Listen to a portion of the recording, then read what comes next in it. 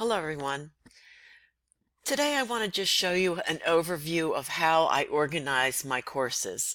It doesn't matter if you're in one of my intermediate level classes or in one of my CIS 105 introductory classes. I have the courses try to set up in a logical, systematic manner, and they're all set up the same way. So when you first go into one of my courses, I have a very simple home page in which I have news off to the left, and that'll just keep you up with news posts that will keep you informed. Below that is my calendar, which I've renamed as due dates, and it shows you the current items that are coming up to be due, activities to be due. On the right hand side, I have the start here area, and eventually after a week or two I'm going to move that below, because then I'm going to have an updates where you'll see discussion postings or email updates here, along with any contact and help information, whether you need to contact myself, whether you need SimNet help, D2L support, Hack IT support, or any other online support.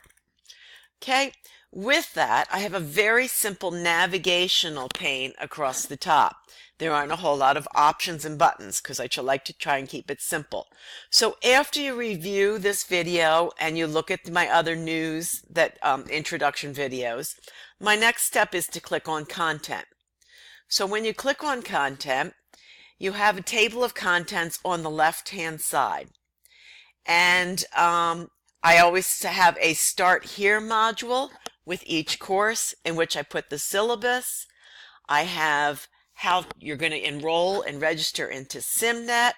You're going to check your system, your computer system and browser settings to make sure that's going to work with SimNet.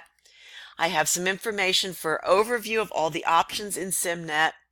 And in this class, I want to give you an overview of the final project, which is your huge project. I like to give that to you up front. You'll see that it's not due until, parts of it isn't due until March 26th, and then the final isn't due until May. But I like to have you take a look at what the final project is. And then I have the help listed below. Each module also ends with a checklist, so make sure you go through that to make sure you've looked at every option. Now, after my start module, I come down to modules which were basically broken down into chapters. And each chapter starts with the learning outcomes and objectives, so you're going to read that.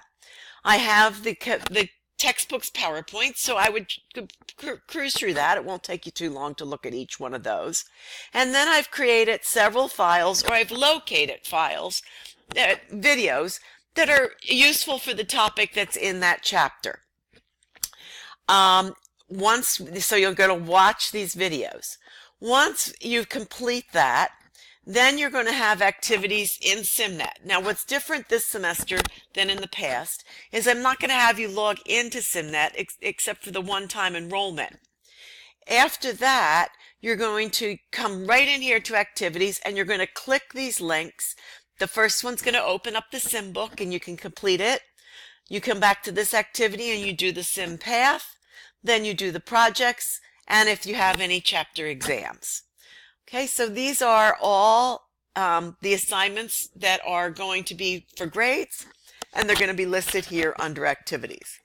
Again, I finish out each module with a checklist of all the items that you need to complete in that module. And basically that is how my chapters are organized.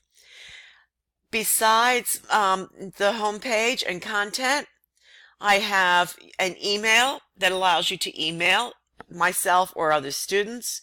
We have discussion postings. You can click on class list to look at what students are online at the current time. Check your grades often. They'll be automatically updated. So this is where you can keep a standing record of how your grade is at all times. I have a link here to SimNet, but you're not going to use it. Very rarely will you use it, but I just have it up there. And some courses I have Dropbox activities in addition to SimNet. So you'll click on these Dropbox to take a look at the Dropbox. They're also going to be located under content too. In this class, in CIS 140, you will be divided into groups to do group projects. So there's going to be your group link. And it's really that simple, and that is my just a quick overview of how my D2L Brightspace courses are set up.